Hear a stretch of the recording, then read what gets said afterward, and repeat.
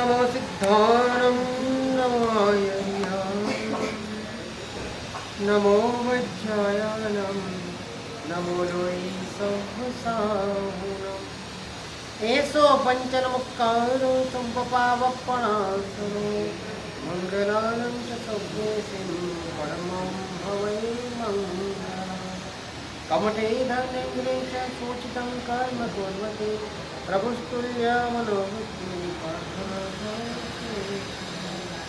मंगलम भगवान वीरो मंगलम गौतम प्रभु मंगलम सूर्यभद्राय जैन धर्मस्तु मंगलम अंगूठे अमृत बसे नदीताणा भंडार श्री गुरु गौतम समर्ये माचित फल जाता ओंकार बिंदु संयुक्तं नित्यं ध्यायन्ति योगिनः कामदं मोक्षदं चैव ओंकाराय नमो नमः अज्ञानतिमिरान्धानां ज्ञानाञ्जनशलाकया नेत्रमुन्मीलितं येन तस्मै श्रीगुरवे नमः अचिन्त्यचिन्तामणिकल्पसाखिने विशुद्ध सद्ब्रह्म समाधिशालिने दयार्णवायार्थितदायिने सतां नमो नमः श्री गुरुने निसूरये नमो नमः श्री गुरुने निसूरये नमो नमः श्री गुरुने निसूरये।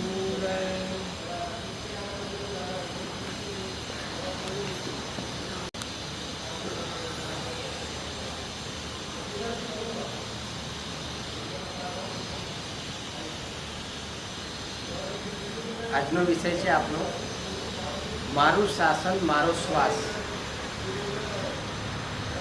સોલંકી વંશનો સૂર્ય એ રાજા પોતાની જિંદગીની અડધો સમય પસાર થઈ ગયા પછી એને રાજ્ય મળ્યું, ગુરુ મળ્યા અને શાસન મળ્યું. ક્યારે પ્રાપ્ત થયું ભાઈ? પોતાની જિંદગીનો અડધો સમય પસાર થઈ ગયા પછી. અને આપણને ક્યારે શાસન મળ્યું? જન્મતા વેદ જન્મ લીધો ત્યારથી જ મળી ગયું ને. આને તો આટલું મોડું મળ્યું કે વહેલું મળ્યું એ મહત્વ નથી. શાસન મળ્યા પછી આપણે જાગીએ છીએ ક્યારે ને એ બહુ મહત્વનું છે. એ રાજાને શાસન મળી ગયું, શાસનને સમજ્યા, શાસ્ત્ર ભણ્યા અને સંઘને સમર્પિત થયા.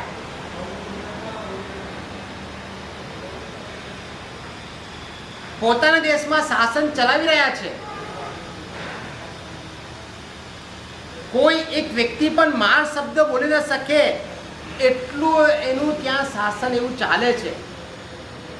મારવાની વાત નથી, માર શબ્દ પણ ન બોલી શકાય. એ વખતના સમયમાં ઘોડા પર બેસવું હોય ને તો પૂજનીથી પ્રમાણજીને બેસવાનું. તમે બધા બહાર ઘોડા લઈને આવેલા જ છો, ખરી નિયમ એવો?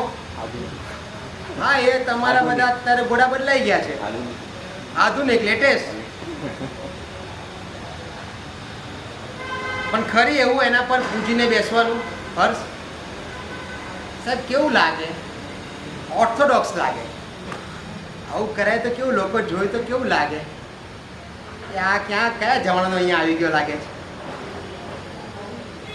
પણ હૈયામાં શાસન વસ્યું હતું, રગે રગમાં શાસન વસ્યું હતું. એ શાસનનો ભાવ હતો કે મારું શાસન આવું હોવું જોઈએ. પોતાનામાં એ શાસન રગે રગમાં વસ્યું હતું એટલે બધાનામાં એ વસાવા માંગતા હતા. 18 દેશમાં એ શાસનની ધજા ફરકાવી હતી. અને એ રાજા 18 દેશનો માલિક, પ્રભુત્વ, બહારથી તો એનું આટલું સામ્રાજ્ય, છતાં પણ અંદરથી એ શાસનની જે આ પ્રાપ્તિ થઈ એ પોતાની જાતને ધન્યતા અનુભવતા કે મારું જીવન ધન્ય બની ગયું. અને એ વખતે શાંતિથી આવી રીતે બેઠા છે અને વિચાર આવે છે કે ભવિષ્યમાં અહીંયાથી મારે મળીને બીજે જવું તો પડશે જ.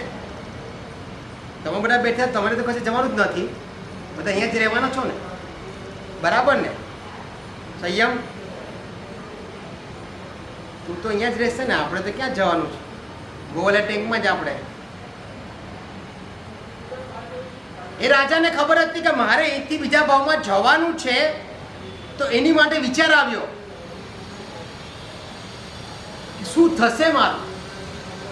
ત્યારે એ પ્રશ્ન વિચારે છે અને ત્યારે એને પંક્તિ શાસનની યાદ આવે છે. ધર્મ વિનિર્મુક્ત મહાભુવન ચક્રવર્ત્યપી શ્યામ ચેટોપી દરિદ્રોપી જેને ધર્માદિ વાંચતા. હું ચક્રવર્તી નહીં થાવ તો ચાલશે આવતા ભાવમાં. બોલો, તમને બે વસ્તુની પસંદગી કરવાની આવે. એક બાજુ વેસુમાં આલિશાન બંગલો આપવામાં આવે.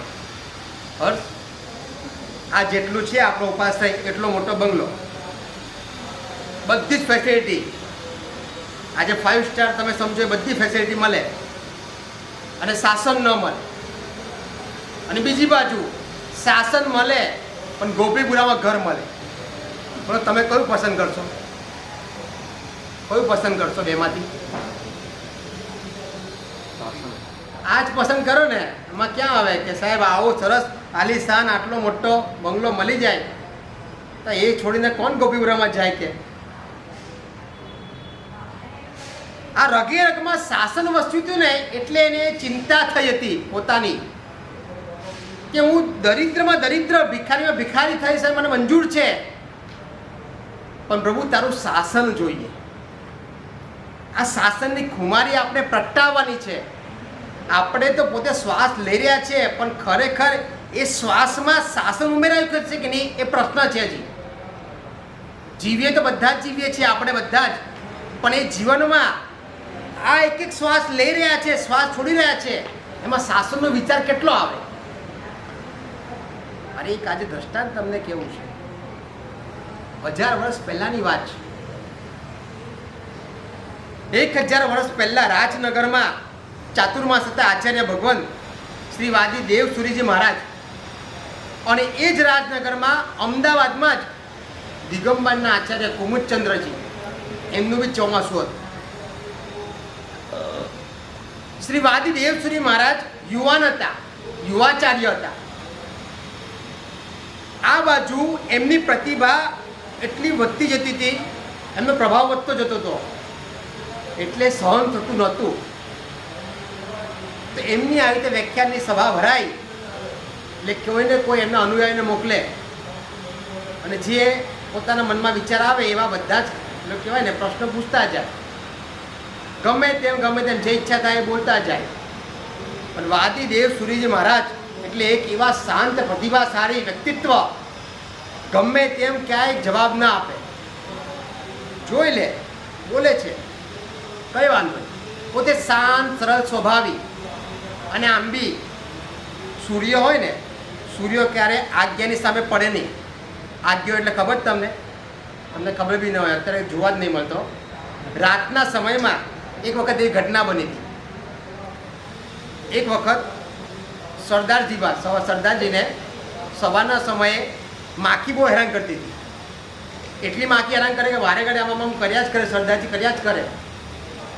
પછી રાતનો સમય થોડો થયો એટલે માખી તો રાત્રે તો બધી સૂઈ જાય, પણ ત્યાં આગિયો આવ્યો એટલે એ રાતના સમયે એ છે ને ચમકતી હોય, બેટરી થોડી હોય ને આપણે એ બેટરી જેવી લાઈટ દેખાય એવી ટાઈપની હોય, માખી ટાઈપનું જ. તો સરદારજી જોઈને આમ ચમકી ગયો, સાલી સવારે તો તું જપ્પા નથી, રાત્રે બેટરી લઈને આવી ગઈ જોવા માટે, તું કરે છે હું પણ. એટલે સૂર્યનો પ્રકાશ ક્યાં ને આગિયો ક્યાં, એ બહુ મોટું અંતર છે. એવા હતા એ આવી રીતે કોઈ બી ગમે તેમ બોલે, ક્યાંય કોઈને જવાબ ના, શાંતિથી બસ સમય પસાર થતો હતો. એમાં એક ઘટના બની. શ્વેતાંબર સમુદાયના એક શુદ્ધ સાધુજી ભગવાન રસ્તા પરથી વિહાર કરતા કરતા પસાર થઈ રહ્યા હતા. ત્યારે જ એ દિગંબરના એ બધા અનુયાયીઓએ એમને વચ્ચે ઊભા રાખ્યા અને એમને ત્યાં નચાવ્યા એટલે કે તમે નાચો તો જ તમને આગળ જવા દઈએ. અને સાધુજી ભગવાન જે વૃદ્ધ હતા, મોટી ઉંમરના હતા, એમને નચાવ્યા.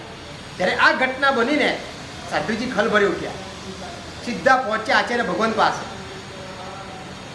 કે આપની આટલી જબરજસ્ત પ્રતિભા, આપનું આવું જ્ઞાન, આપના ગુરુ ભગવંતે આપણને આવું જ્ઞાન આપ્યું છે, હવે એ જ્ઞાન બતાવવાનો અવસર આવી ગયો છે. કારણ કે જેવું અપમાન થયું હતું, ઘોર અપમાન થયું હતું, હવે આને કોણ સહન કરી શકે? બોલો, આજે આવી કોઈ ઘટના બને આપણાથી સહન થાય? આપણે અત્યારે નજીકના સમયમાં જોઈ ચૂક્યા છીએ. પાવાગઢની જે ઘટના બની એમાં જ આપણે બધાની એકતાની જ્યારે દર્શન થયા ત્યારે લાગ્યું કે ખરેખર શાસન અત્યારે સુરતમાં તો જીવતું દેખાઈ રહ્યું છે, પણ આપણે આગળ વધારવાનું છે. હજી આપની જવાબદારી છે કે આપના થકી એ શાસનને કોઈ ઊની આંચ પર ન આવી જોઈએ. અને ત્યારે જ આચાર્ય ભગવાન તો શાંત હતા, એમને કીધું જવા દો, કઈ વાત નહીં. પણ ત્યારે સાધુજી ભગવાન બોલ્યું કે આવી રીતે કંઈ ચાલશે તો એક દિવસ સંઘનો નષ્ટ થઈ જશે. ત્યારે આચાર્ય ભગવાન તે લેટર લખ્યો, પત્ર પાટણ સંઘ ઉપર લખ્યો. પાટણ સંઘના મોભીઓને જણાવવામાં આવ્યું કે શ્વેતાંબર અને દિગંબર વચ્ચે વાદ કરવામાં આવશે, તમે તૈયારી શરૂ કરો. જો સંઘ અને આચાર્ય ભગવંતની બી કેટલી ગાઢ ઘનિષ્ઠતા હોય છે, કેવો મૈત્રી ભાવ હોય છે, કેવો સંબંધ હોય છે. જેવો પત્ર અહીંયા સંઘમાં મળ્યો, સંઘે તુરંત જ જવાબ બતાવ્યો, આપ પધારો, આપનો શ્વેતાંબરનો વિજયોત્સવ કરવા માટે આપનું હાર્દિક સ્વાગત કરવામાં આવે છે. હજી પત્ર મળતા તો એમને જવાબ શું આપ્યો? આપનો વિજયોત્સવ થશે, અમને વિશ્વાસ છે. અને આજથી સંકલ્પ કર્યો કે આજથી ચતુર્વિધ સંઘમાં 300 શ્રાવકો અને 700 શ્રાવિકા રોજના આંબિલ કરશે. કેટલા? 1000 આંબિલ. પ્રભાવક એ પ્રભાવના કરે, આરાધક એ આરાધના કરે, અને રક્ષક એ શાસનની રક્ષા કરે. ત્રણની જરૂર છે આપણે શાસનને. આજે એક અંગ ખૂટી રહ્યું છે. આરાધક તો ઘણા બધા મળી રહ્યા છે, પ્રભાવક બી કંઈક અંશે મળી રહ્યા છે, રક્ષકની બહુ જરૂરિયાત છે. સુરક્ષા નહીં હોય ભારતની તો અંદર બેઠા છું તો આપણે રક્ષા નહીં જ કરનાર કોઈ હોય તો આપણે સુરક્ષા કહેવાશું ભાઈ? ત્યાં સંઘે જેવો જવાબ આપ્યો, આચાર્ય ભગવંત વિહાર કરીને ત્યાં પહોંચી ગયા. ઘટના એવી બની, પાટણના જે રાજગાદી પર બેઠેલા સિદ્ધરાજ જયશ્રી, એમના માતા એટલે રાજમાતા કહેવાય, એ રાજમાતા મિનલ દેવી, એ કુમુદચંદ્ર જે આચાર્ય દિગંબરના હતા એમને માનનારા હતા. હવે શું થાય? રાજમાતા એમને માને છે એટલે જે ન્યાયાધીશને સ્થાપવામાં આવ્યો એને ફોડી નાખ્યો. આજે તો ભારતમાં આવું વારંવાર બનતું હોય છે દરેક જગ્યાએ. છતાં પણ આચાર્ય ભગવંતને આ સમાચાર બધા મળી ગયા. શ્રાવકોએ કીધું સાહેબ આપણે કંઈ કરવું જોઈએ. ત્યારે આચાર્ય ભગવંતે કીધું આપણે કંઈ જ આવું કરવાની જરૂર નથી. મને મારા ગુરુ ઉપર, મારી ગુરુ કૃપા ઉપર વિશ્વાસ છે અને સરસ્વતી માતા ઉપર વિશ્વાસ છે. આ બેની સાધના એમને કરી હતી. બસ એ બધું સારું જ કરશે. અને જેવા વાદ કરવાનો સમય નક્કી થયો, વાદ શરૂ થયો. આમની પ્રતિભા આવી હતી, યુવાચાર્ય હતા. ધીરે ધીરે કરતા કરતા એક પછી એક વાત શરૂ થતા એક એક્સ્ટ્રીમ કક્ષાએ પહોંચ્યો. હવે લાગવા આવ્યું કે સામેનો પક્ષ એ હારી રહેવામાં આવ્યો છે. આ બાજુ આમનું જોર વધવા લાગ્યું, એમની પ્રતિભા વધવા લાગી, અને છેલ્લે જે થવાનું હતું એ જ થયું. ક્યારે પણ છે ને ખોટું કરવાથી શાસનનો વિજય થતો નથી. સત્યનો વિજય થાય છે. જે દિલમાં સાચું રાખે છે, જેને હૃદયમાં શાસન વસ્યું છે, ખરેખર આમને ક્યારે પણ એવો વિચાર નથી આવ્યો કે અમને હરાવું. પણ જ્યારે સામેથી કોઈ આફત આવી ગઈ શાસન ઉપર તો રક્ષા કરવા માટે આપણા પણ પૂર્વજોએ, પૂર્વ આચાર્યોએ પણ શસ્ત્ર ઉપાડવું પડ્યું છે તો ઉપાડ્યું છે. એની માટે એવું નથી કર્યું કે આ ન ઉપાડાય, રક્ષા કરવા માટે તો ઉપાડવું પડે તો ઉપાડી શકાય. અને ત્યારે એમને શાસનને બચાવવા માટે પોતાની બધી શક્તિ કામે લગાડી દીધી. અને ત્યારે શ્વેતાંબરનો વિજય થયો. પણ એ વખતે શરત હતી. કેવી શરત હતી ખબર છે? ત્યાં શરત મૂકવામાં આવી હતી કે જો દિગંબર હારે તો દિગંબરે આ ગુજરાત છોડીને ચાલ્યા જવાનું. શું શરત? દિગંબર પક્ષ હારે તો એને ગુજરાત છોડીને ચાલ્યા જવાનું, બહાર, ગુજરાતની બહાર. પણ જો શ્વેતાંબર હારે તો બધા શ્વેતાંબરીઓએ દિગંબરમાં કન્વર્ટ થઈ જવાનું. કેટલું મોટું જોખમ! આવું તો જ્યારે વિરોધાભાસ નિયમ રજૂઆત કરવામાં આવે, આ કંઈ બરાબર ન કહેવાય, પણ છતાં બી માન્ય રાખ્યો, કઈ વાંધો જોવાઈ જશે, ગુરુ કૃપા છે. તો આ અંદર શાસન વસ્યું થયું અને વિજય મેળવ્યો. અને એ વખતે પણ ત્યારે આપણા બધા શ્રાવકો જે નાચ્યા છે, ત્યારે આચાર્ય ભગવંતે કીધું છે, રાજાને કીધું છે, રાજન એ સામેના પક્ષનું પણ અપમાન ન થવું જોઈએ. ભલે હાર્યા છે પણ એનું અપમાન નથી કરવાનું. આને ખરેખર શાસનને પામેલા કહેવાય કે પોતે વિજય મેળવવા છતાં પણ સામેનો પણ કેટલો ખ્યાલ રાખી રહ્યા છે. અને ત્યારે એક શ્રાવક ઊભો થયો અને એટલો આનંદ આવ્યો ને કે મારું શાસન જીત્યું છે, અને 3 લાખ સોનામાંનું દાન કર્યું. કેટલું દાન? આપણે તો કદાચ રાજી થઈએ તો શું કરીએ હર્ષ? શું કરે? અનુમોદના વારંવાર. બસ ખાલી આટલું બોલી જઈએ. સંકલ્પ કરો, આજે સંકલ્પ કરો, શાસન મારું, હું શાસનનો. ખરેખર આપણને આ શાસન છે ને આપણે જીવી રહ્યા છે. જો શાસન જ ન હોત ને તો આપણે જીવ્યા હતા ને તમે મરેલા જીવા જો. આ વસ્તુ આપણને મળી ગઈ છે, જે વારસાગત મળી છે. આવા દેવ મળ્યા, આવા ગુરુ મળ્યા, આવો ધર્મ મળ્યો. તો આ મળ્યો તો હવે એને ફળાવવાનો છે. મળી તો ગયો પણ ફળ્યો ખરી? પ્રશ્ન ચિહ્ન છે. હજી ફળ્યો નથી. કેમ નથી ફળ્યો? કારણ કે આપણે જે શાસન મળ્યું છે એ શાસનમાં આપણે ભળ્યા નથી. જો આપણે શાસનમાં ભળી જઈએ તો એ શાસન આપણને અવશ્ય ફળે. આ સંકલ્પ આપણે આજે કરવો છે. એ વાદીદેવ સૂરી મહારાજાએ જે સંકલ્પ કર્યો હતો અને શાસનનો વિજયોત્સવ થયો, એ કુમારપાલ મહારાજા એને ખરેખર શાસનની જે ચિંતા હતી અને શાસન માટે પોતાના પ્રાણ ન્યોછાવર કરવા પણ પોતે તૈયાર થઈ ગયા હતા. કેવી જીવદયા પાડતા. અમારીનું પ્રવર્તન જે કરાવ્યું હતું કુમારપાલ મહારાજા, ખાલી માત્ર કરાવતા નહોતા, પોતાના જીવનમાં પણ એક પ્રસંગ બન્યો હતો. પોતે સાધનામાં બેઠા હતા ત્યારે એક મકોડો પોતાના શરીર પર ચડી ગયો અને મકોડોએ ડંખ કાપ્યો. અહીંયા તો એક મચ્છર ડંખ મારે ને તો બી આપણે તો ઘણા બધા અદ્ધર થઈ જઈએ. આ મકોડો ડંખ મારે ને, લાગ્યો જ કોઈ દિવસ ડંખ લાગ્યો જ? એવો જોરદાર ડંખ હોય ને કે આમ એક ભરે ને તો આખા 7 કોળા ઝણઝણાતી થઈ જાય, એટલી અસર હોય. છતાં પણ એ વખતે મકોડો મરી ન જાય એનું પણ જીવ રક્ષા, એને જીવની પણ દયા પાડીને એને બચાવવા માટે પોતાની જીવતી ચામડી કાપી દીધી. એક નાનું જીવને પણ બચાવવા માટે જો આ પોતે કરી શકતા હોય, આપણે શું કરી શકીએ? આપણું એક પ્રશ્નાચિહ્ન છે. શાસન આપણને મળી ગયું છે, પણ શાસન થકી આપણી શોભા છે કે આપણા થકી શાસનની શોભા છે? બહુ મહત્વનો પ્રશ્ન છે. શાસન થકી આપણી શોભા છે તો આપણે પણ શાસનને વધારે શોભાવવા માટે શું કરવું જોઈએ, કેવી રીતે કરવું જોઈએ, એ આપણને મહારાજ બતાવે. ભગવાનની વિનંતી છે.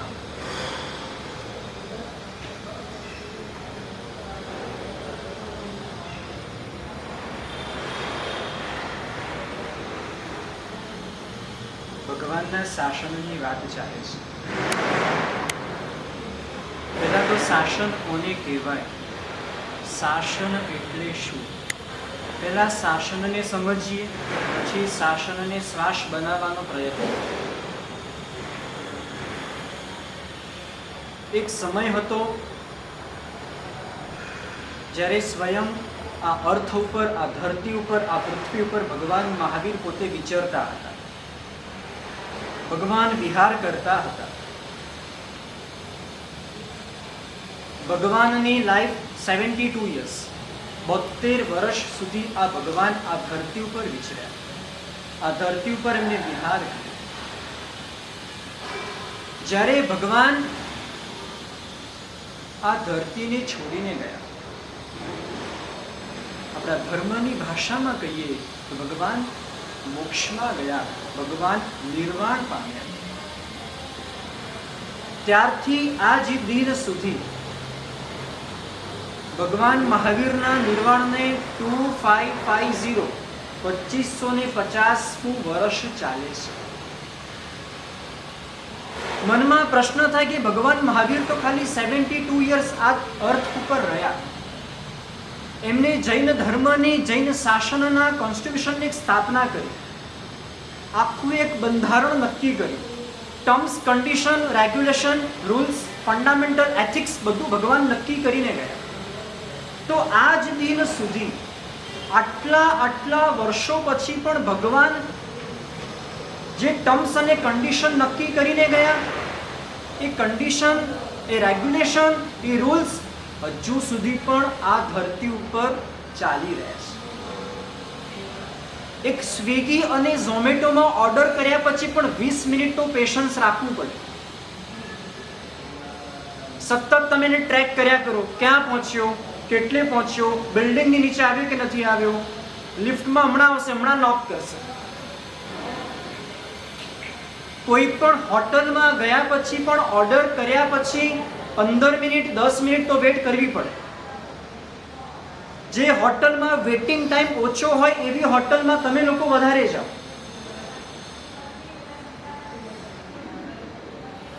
તો ભગવાન આટલા વર્ષો પછી પણ એ ભગવાને બતાવેલો માર્ગ ચાલુ છે. કેટલા ધર્મો એવા આવ્યા, પાણીના બબલ્સની જેમ ઉગ્યા અને ફૂટી પણ ગયા. આપણને તો ખાલી 2-4 ધર્મની ખ્યાલ હશે. આ ભારતમાં, આ વિશ્વમાં એટલા ધર્મો હતા, એટલી લેંગ્વેજ હતી. આજે એક ધર્મનો બંધ થાય, એક વીકમાં એ ધર્મ સાફ થઈ જાય. 2500 વર્ષ, યુ કેન ઇમેજિન, તમે ખાલી કલ્પના કરો આટલા વર્ષ સુધી ભગવાનનું ધર્મ, ભગવાનનું શાસન કઈ રીતે ચાલી શકે અને કોણે ચલાવ્યું. શાસન ઇટ મીન્સ રૂલ્સ અને રેગ્યુલેશન. શાસન એટલે પૂર્વના તીર્થંકરો, આદિશ્વર ભગવાનથી થયેલા પાર્શ્વનાથ ભગવાન સુધીના બધા તીર્થંકર ભગવાનો, તે લોકોના સમયમાં થયેલા બધા સાધુ સાધ્વીજી ભગવંતો, તે લોકોના સમયમાં થયેલા શ્રાવક અને શ્રાવિકા, એ બધાએ જે ફોલો કરેલું, એ ફોલો કરીને આખું જે પેકેજ રેડી થયું, આઈડલ એટલે આપણા માટે શાસન. કોઈ પણ શોપમાં જાઓ અને કોઈ શાસન નામની વસ્તુ આપો, વસ્તુ ન મળે. કોઈક છોકરાનું નામ શાસન હોય, કોઈ બિલ્ડિંગનું નામ શાસન હોય, કોઈક ફર્મનું નામ શાસન હોય, પણ ખરેખર આજે શાસનની વાત કરી છે. અને 2500 વર્ષમાં એવી હિસ્ટ્રી રચાઈ. આપણે સાંભળીએ, આપણે વાંચીએ, આપણું લોહી ગરમ થયા વગર રહે. ભગવાન મહાવીર જ્યારે આ ધરતી ઉપરથી નિર્વાણ પદને પામ્યા, એક્ઝેક્ટલી એના 300 વર્ષ પછી, હું સિક્વન્સમાં તમને ઇન્સિડન્ટ્સ કહેતો જઈશ. ક્યારે શું બન્યું, કઈ રીતે બન્યું, કેવી રીતે બન્યું, આપણા સાધુ પુરુષોએ એને કઈ રીતે ફેસ કર્યું, એને કઈ રીતે બેર કર્યું, એને કઈ રીતે ટેકલ કર્યું. એક્ટિવામાં ટ્રિપલ સવારીમાં જતા હોય ને તો પણ એક્ટિવાના સ્ટીયરિંગને ટેકલ કરવામાં તમારી હવા નીકળી જાય. પાછળની લાસ્ટ સીટ ઉપર બેઠેલો માણસ હલ્યા કરે, પગ ઘસડ્યા કરે. અને આમ પણ એક હેબિટ હોય છે, વહેલી સવારમાં કે મોડી રાત્રે 11 વાગ્યા પછી આ બધા જે બેઠા છે ને એ લોકોને એક હેબિટ અને એક શોખ હોય છે કે સ્કૂટર ચલાવતા ચલાવતા પગ ઘસડતા જવાનું. ગામના બધા જ કૂતરા તમારી પાછળ પડે. હવે એને હેબિટ કહેવાય કે એને શોખ કહેવાય તમે જાણો, પણ મજા તો આવતી જશે. એકવાર આવું તો કરેલું જ છે. એક નાની ઓફિસ, બિઝનેસ, એક ફેમિલીને ચલાવવું પણ ટફ થઈ જાય. ત્યારે આપણા એ સાધુ પુરુષો જેને પોતાની જાનના જોખમ, આપણે વિચાર કરીએ તો આપણને રિયલાઇઝ થશે કે આપણને તો એકદમ રેડી ડિશ મળી ગઈ. કશી મહેનત જ નથી કરી, આપણે નથી ઓર્ડર કર્યો, બધું જ બાય બોર્ન ગિફ્ટ આપણને મળી ગયું. એ 300 વર્ષ પછીની ઘટના, બિહારની વાત. તે સમયે જૈન ધર્મ આખા ભારતમાં ફેલાયેલો હતો. તમને શોક થશે, અત્યારે 7 વન્ડર્સમાં જે ચીનની વોલ કહેવામાં આવે છે એને બનાવનાર એક જૈન વ્યક્તિ, સંપ્રતિ મહારાજાએ એ વોલ બનાવી હતી. તમને શોક થશે, ઇઝરાયલ, પાકિસ્તાન, ગલ્ફ કન્ટ્રી આપણે જેને કહીએ, એમાં પણ આ સંપ્રતિ મહારાજાએ ભગવાનના મંદિરો બનાવ્યા હતા. ખાલી જહાંગીરપુરા અને ગોપીપુરામાં જઈને ઉભા રહો, તાકાત નથી કે તમે ત્યાં 4-6 કલાક સેફલી ઉભા રહી શકો. મારે વધારે ક્લેરિટી કરવી નથી કે ત્યાં કોણ વસે છે અને કોણની વચ્ચે આપણે ઉભા રહેવાનું છે. જેને મિની પાલિતાણા તરીકે આપણે કહેતા હતા, એ જ નગરની હાલત, ત્યાંના લોકેશન તમે જુઓ, એક દુકાનો બદલાઈ ગઈ, દુકાનની અંદર વેચવાવાળો માલ બદલાઈ ગયો, દુકાનના ઓનર બદલાઈ ગયા, આપણે બધા ઘર ખાલી કરીને આ બાજુ આવી ગયા. તેવા સમયે જ્યારે ગલ્ફ કન્ટ્રીમાં છેલ્લા 3 વર્ષ પહેલા, 2 વર્ષ પહેલા અબુધાબીમાં, ગલ્ફ કન્ટ્રી કહેવાય, એમાં સ્વામિનારાયણનું એક મંદિર બન્યું. 700 કરોડ રૂપિયાનો ખર્ચો, આખા વર્લ્ડનું હેડક્વાર્ટર. અબુધાબીનો શેખ એ મંદિરની પ્રતિષ્ઠામાં જાય અને સંપ્રદાયના સાધુ જ્યારે પ્રતિષ્ઠા કરવા આવે ત્યારે અબુધાબીના શેખની પોતાની રોલ્સ રોયને તો ક્યાંય ટક્કર મારે એવી ગાડીઓ, 7 ગાડીઓ એ સંપ્રદાયના મુખ્ય જે સાધુ હતા, સંત હતા, એની સેવામાં લગાવી દીધી. એ સંત એ ગાડીમાં બેઠા પછી અબુધાબીના શેખે નક્કી કર્યું, જે ગાડીમાં સંત પુરુષ બેઠા હોય એ ગાડી આજથી મારા માટે ત્યાગ છે. 7 ગાડી છોડી દીધી. હું જૈનની વાત નથી કરતો, હું કોઈ હિન્દુની વાત નથી કરતો, અબુધાબીના શેખની વાત કરું છું, જેના મગજમાં હિન્દુઝમ માટે, જેના મગજમાં બુદ્ધિઝમ માટે, જેના મગજમાં જૈનિઝમ માટે ઇગ્નોરન્સી ભરેલી છે. એવી વ્યક્તિ કન્વર્ટ થઈ, એવી વ્યક્તિનું હાર્ટ સેન્સિટિવ થયું. કદાચ એ મંદિરને બંધાવવા માટે અનેક લોકો પાસે 10-10 કરોડ માગ્યા હશે. એક જૈન બચ્ચો 250 કરોડનું મણિલક્ષ્મી બનાવી શકે, એક જૈન બચ્ચો 150 કરોડનું પાવાપુરી બનાવી શકે. આપણે કેપેબલ નથી એવું નથી, આપણે કેપેબલ પણ છે, આપણે એબલ પણ છે, આપણે બેરર પણ છે. એ 300 વર્ષ પછીની વાત. બિહાર, ત્યાંનો રાજા બુદ્ધિઝમને ફોલો કરે, ભગવાન બુદ્ધને ફોલો કરે. એના મગજમાં બુદ્ધ સિવાય બીજું કોઈ ન દેખાય. બીકોઝ એની વાઇફ, એની રાણી એ ભગવાન બુદ્ધથી, ભગવાન બુદ્ધના પ્રિન્સિપલથી ઇમ્પ્રેસ થયેલી હતી, પ્રભાવિત થયેલી. જે પણ જૈન સાધુને જોવે સીધા ગળા કાપી નાખવાના. જે પણ જૈન સાધુ એ નગરમાં ચાલતા દેખાય પગ ઉડાવીને ફેંકી દેવાના. આ તે સમયની વાત છે. ભગવાનના 300 વર્ષ પછી શું ધર્મની સ્થિતિ હશે? ધીમે ધીમે સમય બદલાયો, રાણીનું મન બદલાયું અને બુદ્ધ ધર્મ માટે પણ ઇગ્નોરન્સી થઈ ગઈ. બુદ્ધ સાધુ અને જૈન સાધુ દેખાય સળગાવી નાખવાના, બાળી નાખવાના, ફેંકી દેવાના. આ એ જ સાધુની વાત છે જે સાધુએ આ સફેદ કપડાં પહેર્યા હતા, જે કપડાં અમે પણ પહેર્યા છે. આ એ જ રજોહરણ એ સાધુ પાસે હતું. અને ભર બજારમાં એ સાધુનું ગળું છેદી નાખવામાં આવે, સાધુનું બોડી ત્યાં ને ત્યાં પડી જાય, છતાં પણ એ જૈન સાધુના મનમાં એક પણ વખત એ રાજા માટે ક્યારે પણ ઇરિટેડનો ભાવ આવ્યો નહોતો. આ રાજા જતો રહે તો સારું. કોઈને કમ્પ્લેન પણ નથી કરી, નથી ગવર્મેન્ટમાં કમ્પ્લેન કરી કે આ રાજાને અહીંયાથી હટાવી નાખો. અને ત્યારે કોઈ હિન્દુ મંદિર મને બુલડોઝર ફેરી નાખવાનું, કોઈ જૈન પ્રતિમા હાથમાં આવે, મિક્સચરમાં ક્રશ કરીને જૈન પ્રતિમાના પથ્થરના એકદમ પાવડર ફોર્મ કરીને ફેંકી દેવાનું, ચારે બાજુ છાંટી દેવાનું, એટલું બધું મનમાં ભરેલું હતું. જૈનો દેખાવા ન જોઈએ એ રાજાનો ટાર્ગેટ હતો. મારા રાજ્યમાં એક પણ જૈન વ્યક્તિ નહીં, જૈન જેની સરનેમ છે એવો માણસ પણ મને ન દેખાવો જોઈએ. અને ત્યારે આપણા સાધુએ આ જૈન ધર્મની રક્ષા કરી. ત્યારના એક રાજાએ આ જૈન ધર્મની રક્ષા કરી. આ બાજુ સમાચાર મળ્યા, વિનંતી કરી આચાર્ય ભગવંતને, બિહાર આવો, નહીતર જૈનત્વ ખલાસ થઈ જશે, જૈન ધર્મ જતો રહેશે. મંદિરોની હાલત તમે જુઓ. વચ્ચે યાદ આવ્યું છે એટલે કહી દઉં, છેલ્લા થોડા વર્ષો પહેલા ફલોદી પાર્શ્વનાથ ભગવાનનું રાજસ્થાનમાં મેળતા સિટી ત્યાંનું તીર્થ, મંદિરના કેમ્પસમાં ભગવાનના ગભારાની બાજુમાં દારૂના અડ્ડા ચાલે, દારૂ વેચાય, ડ્રિંક થાય.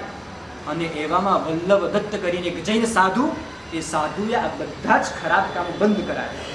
પહેલી વખત જ્યારે દારૂ પીનારા લોકોની સામે ગયા, સીધા ત્યાંના માણસે દારૂની બોટલ આ મુનિના ફેસ ઉપર નાખી. આખા મુનિના ફેસ પર લોહી નીકળી ગયું, શરીરમાં બધી બોટલના કાચ જતા રહ્યા, છતાં પણ મુનિ પાછા ન વળ્યા. મારા ભગવાનના મંદિરની આ હાલત થાય અને હું કઈ રીતે જોઈ શકું? ત્યારે આ જૈન સાધુએ એ ભગવાનની અને ભગવાનના તીર્થની રક્ષા કરી. ત્યારે આપણા સુધી આ જૈન ધર્મ આવ્યો છે. નહીતર આ અર્થ ઉપર ફલોદી પાર્શ્વનાથ નામના ભગવાન પણ તમને ન જોવા મળત, મેળતા સિટીનું જૈન દેરાસર પણ ન જોવા મળત. આજે પણ 108 પાર્શ્વનાથ ભગવાનની જે લાઈન છે એમાં એક પાર્શ્વનાથ ભગવાન એમાં ઇન્ક્લુડેડ છે. વિનંતી કરી, બિહાર પધારો. કેવી રીતે જવું? જ્યાંનો રાજા, જ્યાંના રાજાની મેન્ટેલિટી સાવ જૈનિઝમની અગેન્સ્ટમાં હોય એવા માણસની સામે જવું, ત્યાં લડવું નક્કી છે. જઈશું તો ગળું કપાવીને પાછું આવશું. આચાર્ય ભગવંત બેઠા છે, બધા સાધુઓ બેઠા છે, શું કરવું? ડિસિઝન લો. આચાર્ય ભગવંત એ ડિસિઝન મેકર કહેવાય. એ ઓપરેટ પણ કરે, એ ડિસ્ટ્રોય પણ કરે અને જનરેટ પણ કરે. અને ડિસિઝન લેવાયું કે આચાર્ય ભગવંતે પોતાનું સ્ટેટમેન્ટ આપી દીધું, હું જવા માટે રેડી છું. બધા સાધુએ કીધું અમે પણ રેડી છે. ત્યારે આચાર્ય, જૈન ધર્મના આચાર્ય કોને કહેવાય? જૈન ધર્મના આચાર્ય ભગવંતના હૃદયમાં એમની ફિલિંગ્સ શું હોય? ત્યારે એ આચાર્ય ભગવંતે કીધું, એમના શિષ્યને કીધું, હું અને મારી સાથે એકાદ જણ આવો, બધાએ આવવાની જરૂર નથી. કદાચ હું જઈશ તો ચાલશે. તમે તો યંગ બ્લડ છો, હજુ પણ 25-50 વર્ષ આ ધર્મને તમે આગળ ફોલો કરી શકશો, આ ધર્મને તમે ફોરવર્ડ કરી શકશો. માટે તમે બધા અહીંયા રોકાઈ જાઓ. હું અને મારી સાથે એક સાધુ આવે એટલું બરાબર છે. ત્યારે બધા શિષ્યો ભેગા થઈને કહે છે, મારા સાહેબ તમે રહેવા દો, અમે જઈશું. કદાચ અમે જઈશું તો અમારું ફેમિલી ડિસ્ટર્બન્સ થશે, અમારા ફેમિલીવાળા રડશે. પણ જો તમે જશો અને કદાચ એવી કોઈ ઘટના બની, તમે જીવતા નહીં રહો, તો આખો ભારતનો સંઘ કોને ફોલો કરશે? આખા ભારતના સંઘના આઈડલ તરીકે કોણ રહેશે? ત્યારે આચાર્ય ભગવંત અને બે સાધુ ભગવંતો તૈયાર થયા. સાથે સાથે એક શ્રાવક તૈયાર. એ શ્રાવકનું નામ, જેના 3 નામ આપણા જૈન ઇતિહાસમાં, જૈન હિસ્ટ્રીમાં ફેમસ થયા. એ શ્રાવકે જે કામ કર્યું, પછી તો એ રાજા બન્યો. એ રાજાનું પહેલું નામ ભિક્ષુવાહન, એ રાજાનું બીજું નામ મહામેઘવાન અને એ રાજાનું ત્રીજું નામ એટલે સમ્રાટ ખારવેલ. એ સમ્રાટ ખારવેલે લીડિંગ લીધી. મારા સાહેબ હું જઈશ, નથી જવાની તમારે જરૂર, નથી જવાની સાધુને જરૂર. આ જૈન ધર્મને હું બચાવીશ, આ જૈન સાધુની રક્ષા હું કરીશ. આ જૈન તીર્થો પણ છે એ બધા મારે સાચવવા છે. આપ બધા અહીંયા નિશ્ચિંત રહો, મને ખાલી ચાન્સ આપો. અને એ વખતે સમ્રાટ ખારવેલ આજુબાજુ વાળા બધા કહે છે, ભાઈ નહીં જાઓ. જૈન સાધુને જે માણસ ઉડાવી નાખે, જૈન સાધુને મારી નાખે, તમારી કોણ રક્ષા કરશે? તમારો પરિવાર છે, એનું ધ્યાન કોણ રાખશે? અને ત્યારે સમ્રાટ ખારવેલે કીધું, જે થવાનું હશે થશે. હું જઈશ અને ત્યાં મારા મહાવીરના ધર્મનો જય જયકાર કરીને પાછો આવીશ. યોગ્ય દિવસ આવ્યો, યોગ્ય દિવસ નક્કી કર્યો અને સમ્રાટ ખારવેલ ત્યાં ગયા. અને જેવા ગયા અને ત્યાંના રાજા સાથે યુદ્ધ કર્યું, વોર સ્ટાર્ટ થયો, એવી ફાઇટો કરી, અનેક સૈનિકો, એની આર્મી બધાના લોહી લુહાણ થઈ ગયા, છતાં પણ સમ્રાટ ખારવેલનો વિજય થયો. અને તે દિવસથી સમ્રાટ ખારવેલ એ ત્યાંના રાજા કહેવાયા, કલિંગના રાજા કહેવાયા. ચારે બાજુ એનો પ્રભાવ થયો.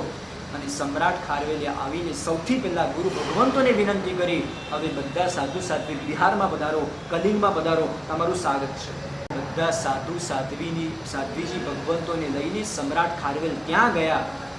અને જેટલા પણ આપણા આગમો હતા, ભગવાન મહાવીરની વાણી જેમાં સેટ થયેલી છે, આપણા ગ્રંથો કહો, આપણી બુક્સો કહો, એ બધાનું રક્ષણ આ સમ્રાટ ખારવેલે કર્યું છે.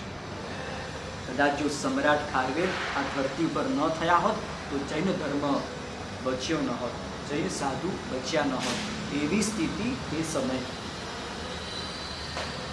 ચંદ્રશેખર આઝાદનું નામ તમે પણ સાંભળ્યું છે, મેં પણ સાંભળ્યું છે. માત્ર આજે વાતો નથી કરવી, વાતો સાંભળવી નથી, લોહી ગરમ પણ નથી કરવું, અંદરથી નક્કી કરવું છે, જે શાસન મને આવી નેગેટિવ સિચ્યુએશનમાંથી જે શાસન મને મળ્યું હોય, એ શાસન માટે હું શું કરીશ? એ શત્રુંજયના ગિરિરાજના પરિસરમાં હિન્દુના મંદિરો બનતા જાય, આપણે કશું કરી ન શકીએ. એ થોડા વખત પહેલાં, 2 મહિના પહેલાં પાલના વીરભદ્ર કે માણીભદ્ર રેસિડન્સની બહાર એક ગાયનું કે ભેંસનું આખું મોઢાનો ફેસ ત્યાં પડેલો હોય, આપણે કંઈ કરી ન શકીએ. એ કદાચ આપણા કોઈક મુંબઈના ભાયંદર કે મીરારોડના મંદિરની બહાર પર્યુષણના 8 દિવસમાં માંસનો ઢગલો કરી દેવામાં આવે, આપણે કંઈ કરી ન શકીએ. એ શત્રુંજય ગિરિરાજ ચડીએ અને નીલકંઠ મહાદેવના મંદિરમાં રોજ સવાર પડે અને પેલો પૂજારી તોફાન કરે અને આપણે જૈનો કંઈ કરી ન શકીએ. હજારો ને લાખો જૈનો કન્વર્ટ થઈ જાય, કોઈ જીસસને ફોલો કરવાનું સ્ટાર્ટ કરે, કોઈ અલ્લાહને ફોલો કરવાનું સ્ટાર્ટ કરે. ક્યાં શું કરશું આપણે? આ ધર્મને કેવી રીતે બચાવશું? આ ધર્મ આપણા સુધી પહોંચ્યો છે, આ ધર્મની રક્ષા કરવાની જવાબદારી આપણી છે. કદાચ મારે ન કહેવું જોઈએ, તમને ખબર પડે તમારી બહેનનું અફેર કોઈકની સાથે ચાલે છે, એ મુસલમાન છે, તમે ઘરમાં બેઠા રહો કે ન બેઠા? તમારી બેન જીદ કરે છે, હું કંઈ પણ કરીશ, મેરેજ તેની સાથે જ કરીશ, તમે શું કરો? તમારાથી બનતા બધા જ પ્રયત્ન કરો, શામ દામ દંડ ભેટ, મારામારી, તોફાન, તમારા ફ્રેન્ડોને ભેગા કરો, પણ તમારી બેનને તો બચાવી દો ને. જ્યાં નોનવેજ બનાવવાનું હોય એવા ઘરમાં, જ્યાં નોનવેજ કાપવાનું હોય એવા ઘરમાં તમે તમારી બહેનને મોકલો ન જ નથી. જે સજ્જન માણસ હશે, જે જેન્ટલમેન હશે, જેને મહાવીર માટે 1%, હું 99% નથી કહેતો, જેને મહાવીર માટે 1% લાગણી હશે, એવો વ્યક્તિ શું કરે? તમારા ઘરમાં કોઈ ફંક્શન હોય અને ફંક્શનમાં તમે જમણવાર રાખ્યો અને જમણવારથી કોઈકની તબિયત બગડી, 5 જણ બીમાર પડી ગયા, લૂઝ મોશન થઈ ગયા, એ મેસેજ તમે આખા ગામમાં ફોરવર્ડ કરશો ને કે મારા ઘરે ફંક્શન હતું ને મારા ઘરે ફંક્શનમાં જેટલા પણ લોકો આવ્યા બધાને લૂઝ મોશન થઈ ગયા, બધાની તબિયત બગડી ગઈ, બધા હોસ્પિટલ એડમિટ થયા. આવું કરો કે ન કરો? ઓબ્વિયસલી ન જ કરો. એટલું નક્કી કરીએ, ભગવાનના ધર્મ સંબંધી, ભગવાનના શાસન સંબંધી એક પણ નેગેટિવ ન્યૂઝ તમારી પાસે આવે, તમે સાંભળો, તમે સ્ક્રીન ઉપર જોવો કે તમે ક્યાંય રીડ કરો, આપણે ફોરવર્ડ કરવું નથી. તમને તમારું ઘર તમારું લાગ્યું છે, તમને તમારું ફેમિલી તમારું લાગ્યું છે, તમને તમારા ફ્રેન્ડ્સ તમારા લાગ્યા છે, તમને તમારો ફોન, તમારા વ્હીકલ્સ, તમારી બિઝનેસ, ઓફિસ બધું તમારું લાગ્યું છે. ખરેખર ભગવાનનો ધર્મ અને ભગવાનનું શાસન આપણને આપણું લાગ્યું જ નથી. ચંદ્રશેખર આઝાદની વાત કરીએ.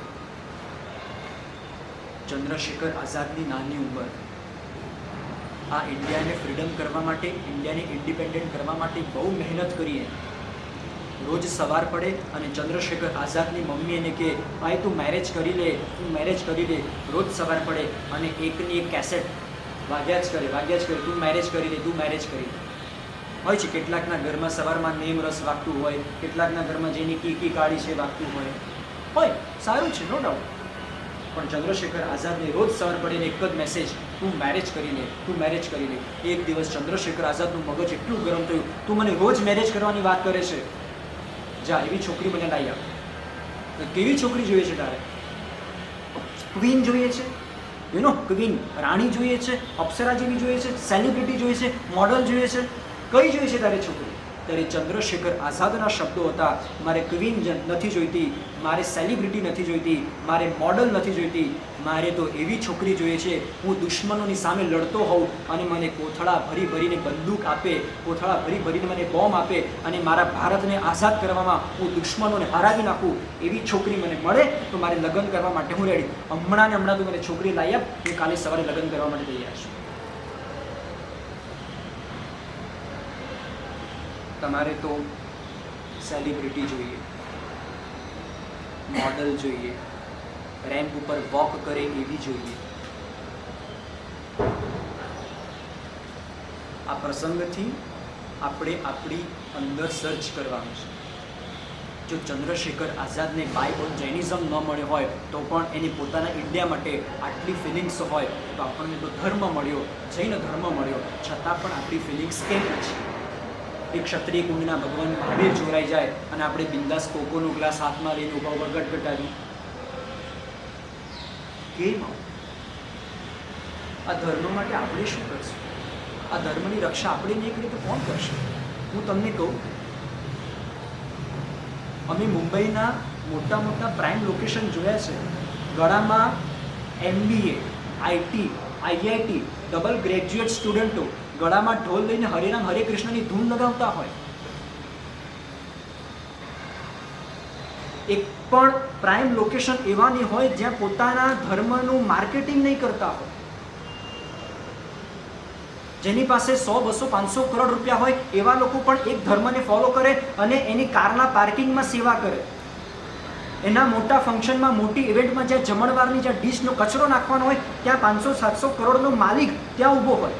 જેને 500 કરોડનું મંદિર બંધાવ્યું, એ મંદિર બનાવી દીધા પછી મંડપના એટલે ઇવેન્ટ ચાલુ ઇવેન્ટે લાસ્ટમાં 25-50 હજાર માણસ બેઠો ને લાસ્ટમાં એ માણસ બેઠો હોય.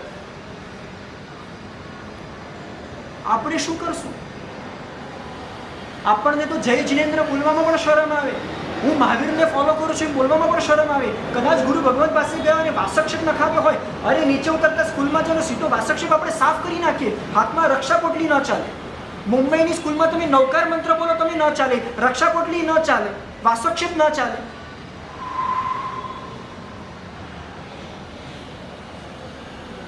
જે ભારતની તમે જુઓ તો સોશિયલ જુઓ, એથિકલ જુઓ, જે ભારતની મેઇન ફાઉન્ડેશનને જૈનો ચલાવે અને એ જ જૈનોની અગેન્સ્ટમાં રોજ સવાર પડે નવા પેમ્પલેટો બહાર પડે. આપણે શું કરશું? સમ્રાટ ખારવેલે જે કર્યું આપણે કંઈ કરીશું? રાજસ્થાનનું નામ તમે સાંભળ્યું હશે, મહારાણા પ્રતાપનું નામ પણ સાંભળ્યું હશે. મહારાણા પ્રતાપના જીવનમાં એવો ઇન્સિડન્સ બન્યો, પોતે સાવ ખલાસ થઈ ગયો. ચારે બાજુથી લોકો હેરાન કરી નાખે છે, પૈસા નથી, જીવવું કઈ રીતે, રાજ્ય કઈ રીતે ચલાવવું. અને ત્યારે મહારાણા પ્રતાપ ત્યાંના મંત્રી ભામાશા જે જૈન હતા અને ભામાશાને કહે છે પ્લીઝ મને હેલ્પ કરો.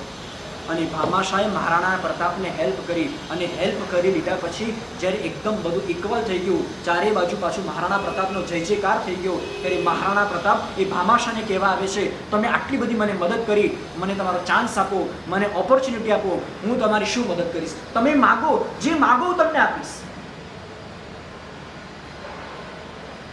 ભામાશાએ શું માગ્યું એના કરતા આપણે શું માગશું? તમને કોઈ પહેલાં આ લોકોની વાત કરી દઈએ. તમને કોઈક કે અહીંયા પહેલાં મને નામ તો યાદ નથી હોતા મોલના, પણ આ મોલમાં એપલનો શોરૂમ છે અને એપલના શોરૂમમાંથી તમારું મન થાય એ સ્માર્ટ વોચ, તમારું મન થાય એ એપલનો ફોન તમે લઈ લો. અલ્પાહાર પણ તમારો બાજુમાં રહી જાય, સામાયિક પાળવાનું પણ ભૂલાઈ જાય, સીધા દોડીને ત્યાં પહોંચી જાઓ. આપણે શું માંગીએ? થોડી શેર બજારની ટિપ્સ આપી દેજો. પેલું ડેલ્ટાના પ્રોગ્રામમાં કઈ રીતે, અને થોડા હીરા પડ્યા છે મારી પાસે, જો ને 50,000નો માલ 50 લાખમાં વેચાઈ જતો હોય તો વેચી નાખવાનો, એક બંગલો મળી જાય તો સારું, અને એમાં પણ પેલું બુલેટ બાઇક મળી જાય તો બેસીને ચલાવવાની મજા આવે. આપણે તો આવું જ માંગીએ. અને ભામાશાહે શું માંગ્યું? રાજા કે છે મહારાણા પ્રતાપ કે ભાઈ તું માંગ, તું જે માંગીશ તારી ઈચ્છા મારી પૂરી કરવાની.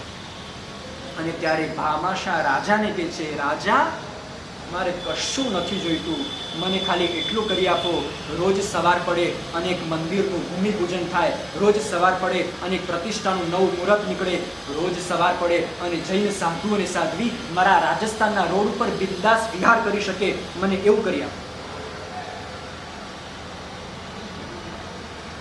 રાજા તો કન્ફ્યુઝ થઈ ગયા, શું કરું? રોજ સવાર પડે એક જૈન મંદિરનું ભૂમિપૂજન કરવાનું, રોજ સવાર પડે એક મંદિરની પ્રતિષ્ઠાનું મારે મુહૂર્ત કઢાવવાનું.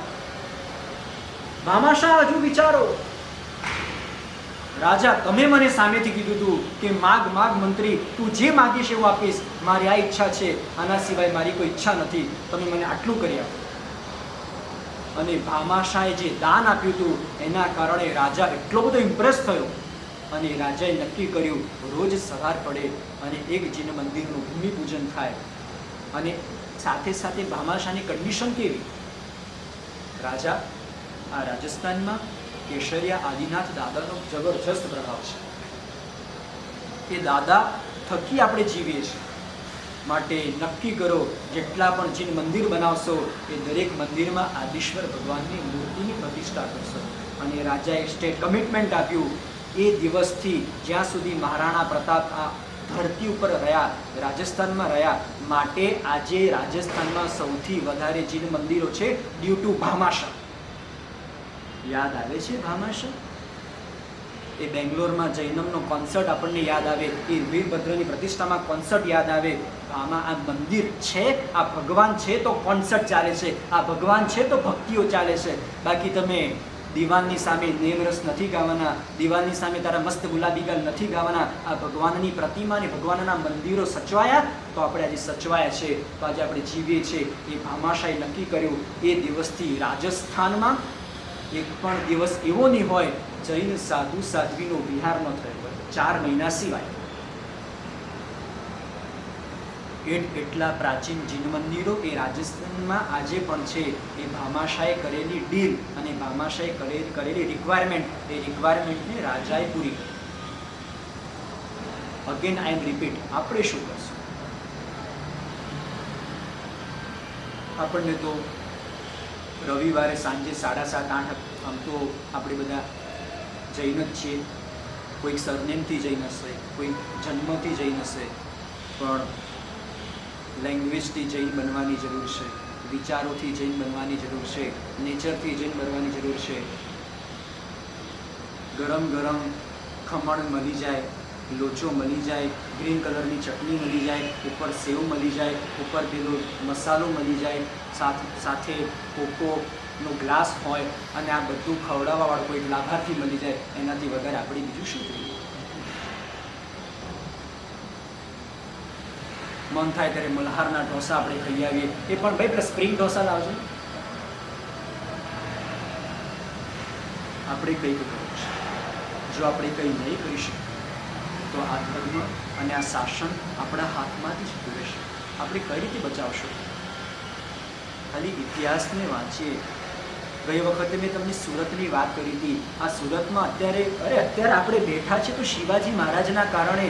એ શિવાજી મહારાજે સુરતને બચાવ્યું તો આપણે બેસી શકીએ છીએ. આવી જ વાત અમદાવાદને મોગલ બાદશાહ લૂંટવા માટે આવ્યા છે આખું. અને ઇન્કમ ટેક્સના ઓફિસરો ક્યારે પણ કહીને ના આવે હું લૂંટવા માટે આવું છું, તમારે ત્યાં રેડ પાડવા માટે આવું છું. હા, તમારા રૂમમાં તમારી મમ્મી પણ રેડ પાડે જ છે ને ક્યારે, પણ તમે તો એટલા સિન્સિયર, બુક ભણતા હો, બુકની વચ્ચે મોબાઈલ હોય, તમારી મમ્મીને એમ જ લાગે એટલું બધું ભણે છે, અરે મારી દીકરી આટલી બધી સ્કોલર થઈ ગઈ, આટલી બધી બ્રિલિયન્ટ થઈ ગઈ. પણ એ તમે તમારી દીકરીને પૂછો કે મોબાઈલ વચ્ચે છે, પાછળ બુક એટલી મોટી છે, 4 કલાક પછી બુકનું ન તો પેજ ફર્યું હોય, ખાલી સ્ક્રીન ટાઈમ થયો હોય અને સ્ટોરીઓ સ્ક્રોલ કર્યા કરી. અમદાવાદ લૂંટવા માટેની મોગલ બાદશાહે તૈયારી કરી, છતાં પણ સમાચાર તો મળી જ જાય. આવા બધા સમાચાર તો જલ્દી મળી જાય. અને ત્યાંના શ્રેષ્ઠીઓને ખબર પડી કે અમદાવાદ લૂંટવા માટે આવે છે. શું કરવું? એના માટે પ્રોપર પ્રોપાગાન્ડા એજન્ડા બનાવે. જે લૂંટવા માટે આવે છે એની સામે જો, જે લૂંટવા માટે આવે છે એની સામે જઈને સરેન્ડર થવું પાછું. અને સામે ગયા, અમદાવાદના શેઠિયાઓ ભેગા થઈને સામે ગયા અને વાત કરી, મહારાજ તમારે અમદાવાદ લૂંટવું છે, અમદાવાદને લૂંટવા આવ્યા છે. એવું તો શું છે અમદાવાદમાં કે અમદાવાદ લૂંટવાની તમને ઈચ્છા થઈ? અરે વાણિયા, શું વાત કરો છો તમે? આ અમદાવાદમાં એટલું બધું પડ્યું છે, અમારે અમદાવાદને ખલાસ કરી નાખવું છે. ત્યારે આપણા જૈન શ્રેષ્ઠીઓ કે છે, તમારે હું તમને 2 ઓપ્શન આપું, તમે અમદાવાદ લૂંટવાનું બંધ કરો અને તમે જે માગો હું તમને આપી દઉં.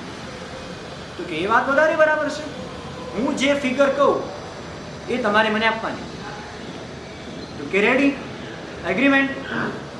અને ત્યાંના મોગલ બાદશાહે ડિક્લેર કર્યું, મારે 6 કરોડ રૂપિયા, આ 350 વર્ષ પહેલાની વાત છે, એટલે અત્યારની તમે એની કરન્સી પ્રમાણે જો ટ્રાન્સફર કરો તો ઓછામાં ઓછા 60,000 કરોડ રૂપિયા થાય.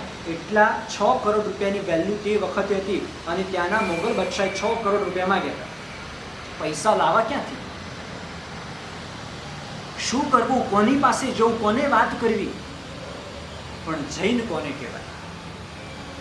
જેને પોતાના ધર્મ માટે, જેને પોતાના સંઘ માટે, જેને પોતાના સાધુ અને સાધ્વીજી માટેની ફિલિંગ્સ, જેને પોતાના ફ્રેન્ડ ફેમિલી કરતાં ફિલિંગ સાધુ સાધ્વી માટે વધારે હોય એને જૈન કહેવાય.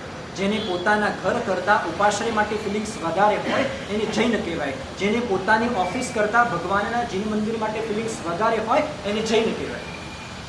તમારા ઘરે તમે તમારા શૂઝ કિક લગાવો, થ્રો કરો, તો ઉપાશ્રયમાં આપણે આવ્યા હોઈએ, જૈન મંદિરમાં આવ્યા હોઈએ, આપણા શૂઝ ગમે ત્યાં પડેલા હોય ક્યાંથી છે. અને નક્કી કર્યું પૈસા લાવવા ક્યાંથી? ત્યારે એક શેઠે કીધું, મારી પાસે જેટલી પણ જમીન છે એ બધી જમીન આપી દઈશ.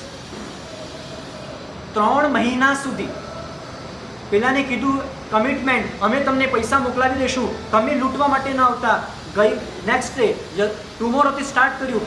3 મહિના સુધી એક ગાડું ભરાય એટલે આપણે નોર્મલ એક આખું બળદ ગાડું ભરાઈ જાય એવા રોજના 500 ગાડા. અગેન આઈ એમ રિપીટ, રોજના 500 ગાડા 3 મહિના સુધી પૈસાના ઢગલા ભરીને પેલા બાદશાહને મોકલ્યા.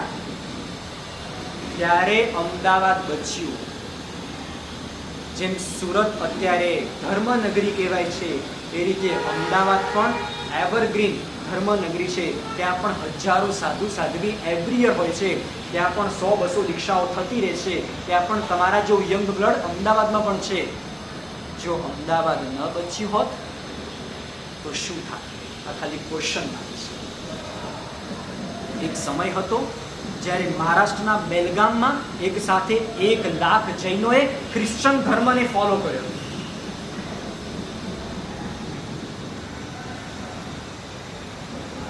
પૂરું કરતા પહેલા એ ધર્મ માટે, એ સંઘ માટે અને ભગવાનના શાસન માટે તમે કંઈક કરશો. કદાચ તમે 200-500 રૂપિયા નહીં વાપરી શકો તો ચાલશે. કદાચ તમે એક જૈન મંદિર, એક નવો ઉપાશ્રય તમે તમારા પોતાના પૈસાથી નહીં બનાવો તો ચાલશે. કદાચ તમારી કેપેબિલિટી ન હોય અને તમે સંઘમાં 2-5 હજાર, 2-5 લાખ નહીં લખાવો તો પણ ચાલશે. પણ આ ભગવાનના ધર્મ માટે કોઈ પણ વ્યક્તિ ભગવાનના શાસનની અગેન્સ્ટમાં બોલે ત્યારે તમે ફાઇટ આપજો. કેમ કે ભગવાન મહાવીરે આ ધર્મને બચાવવા માટે ફાઇટ આપી છે. એ મહાસમ્રાટ ખારવેલે ફાઇટ આપી છે. છેલ્લી વાત કરીને આજની વાત પૂરી કરીશ. જોધપુરના રાજા ફાઇટ કરવા માટે જાય છે. આ ત્યારનો સમય હતો, રાજા મહારાજાના વોર ચાલુ રહેતા હતા. આ તો ઇઝરાયલના હમાસની બધા હમણાં બાકી આપણે ત્યાં નાના મોટા વોર ચાલુ રહેતા હતા અને વોરમાં કન્ક્લુઝન આવી જતું હતું, મોરલ નીકળી જતો હતો, લોકો સમજી જતા હતા. અત્યારે સમજવા કોઈ તૈયાર નથી. દરેકને પોતાનો ઈગો હટ થાય છે. જોધપુરના રાજા વોર કરવા માટે જતા હતા અને એવા સમયે ખબર પડી કે સામેવાળાની આર્મી બહુ સ્ટ્રોંગ છે, આપણા કરતાં મલ્ટીપ્લાય આર્મી છે. શું કરવું? જોધપુરના રાજા ઢીલા થઈ ગયા. ના ભાઈ ના, આપણું કામ નહીં. પાછા આવી ગયા. હજુ તો પાછા આવ્યા, રાજમહેલમાં પહોંચે એ પહેલાં રાત્રે 2 વાગ્યાનો સમય, દરવાજા ખખડાવ્યા. 4 દિવસ થઈ ગયા હતા. આખા જોધપુરનું રાજ્ય રાણીના હાથમાં હતું. રાણી આખા જોધપુરને મેન્ટેન કરતી હતી અને બહારના વોચમેને કીધું કે દરવાજો નહીં ખુલે. અરે ભાઈ, રાજા છું, આ મારો મહેલ છે, આ રાજ્યનો રાજા, અને તું મને દરવાજા ખોલવા માટે ના પાડે છે? ત્યારે માણસ અંદર રાણીને પૂછવા જાય છે, રાણીબા, રાજા આવ્યા છે. રાત્રે 2 વાગે રાજા? રાણી કે મારે કંઈ સાંભળવું નથી. એ જે પણ વ્યક્તિ હોય એને કહી દો કે તમે બોગસ માણસ છો, કેમ કે મને રાજા ઉપર વિશ્વાસ છે. રાજા ક્યારે પાછા આવે નહીં. રાજા પાછા આવે તો જીતીને પાછા આવે, અથવા તો રાજાનું મળદું, રાજાની ડેડ બોડી પાછી આવશે. બાકી રાજા જીવતા પાછા જીત્યા વગર આવશે જ નહીં. બહારના માણસે વોચમેને રાજાને સમાચાર આપ્યા. રાણીએ કીધું છે તમને અંદર એન્ટ્રી નહીં મળે, કેમ કે રાણી તમને બોગસ માણસ કહે છે. કેમ કે રાજા હોય તો યા તો જીતીને આવશે યા તો રાજાનું ડેડ બોડી આવશે. ત્રીજો કોઈ ઓપ્શન જ નથી. ત્યારે રાજાને લાઈટ થઈ, હું રાજા છું, આ સમગ્ર રાજ્યનું સંચાલન, આ સમગ્ર રાજ્યનું મોનિટરિંગ મારે કરવાનું છે. હું કેમ પાછો આવ્યો? હું કેમ હલી ગયો? મારે જીતવાનું છે. રાત્રે 2 વાગે રાજા પાછા નીકળ્યા. સામે દુશ્મનના ત્યાં આર્મીની સામે પહોંચ્યા. એનિમીની સાથે લડી રહ્યા છે. આખું રાજાનું બોડી લોહી લુહાણ થઈ ગયું છે. બધા સૈનિકો મરી ગયા છે અને છેલ્લો સામેવાળો રાજા બસ મરણ પથારીએ પડ્યો છે, મરવાની તૈયારી છે. અને સામેવાળા શત્રુ સૈન્યના શ્વાસ પૂરા થાય છે અને લોહી લુહાણ થયેલા શરીરે રાજા પાછા જોધપુર આવે છે. અને પાછા રાતના 2 વાગ્યા હતા અને દરવાજો ખખડાવે છે. ત્યારે રાણી પોતે દરવાજો ખોલવા આવે છે. યા તો રાજાનું ડેડ બોડી પાછું આવે યા તો રાજા જીવતા પાછા આવે. રાજા યુદ્ધ જીતીને આવ્યા છે. વાત એ જોધપુરના રાજાની નથી, વાત મારી અને તમારી છે. કોઈ તમને કહેશે તમારી બહેનની સામે કોઈક ખરાબ દ્રષ્ટિથી જોવે છે, તમે શું કરશો? તમને કહેશે તમારા મંદિરની બહાર કોઈકે કંઈક ન્યુસન્સ કર્યું છે, તમે શું કરશો? કોઈ તમને કહેશે કે તમારા ભગવાનની મૂર્તિને સોશિયલ મીડિયામાં કોઈએ વાયરલ કરી છે, નીચે ગંદી કમેન્ટ્સ લખી છે, તમે શું કરશો? યા ડેડ બોડી થઈને પાછા આવશો કે લડવા જશો? એટલું કરજો. આ ભગવાન માટે અને આ ભગવાનના ધર્મ માટે આપણું બધું જ આપણે આપી દેવું પડે તો તૈયાર રહેજો.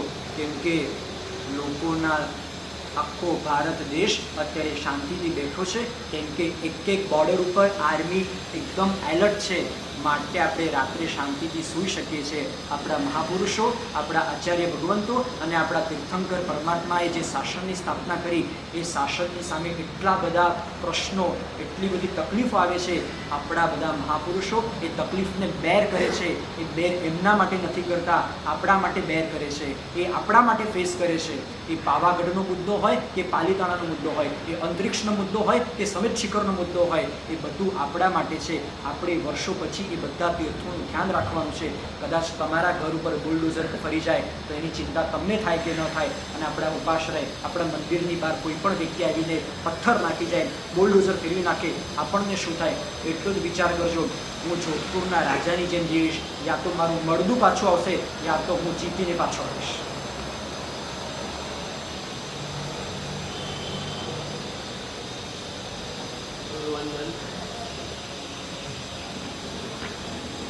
Charlie.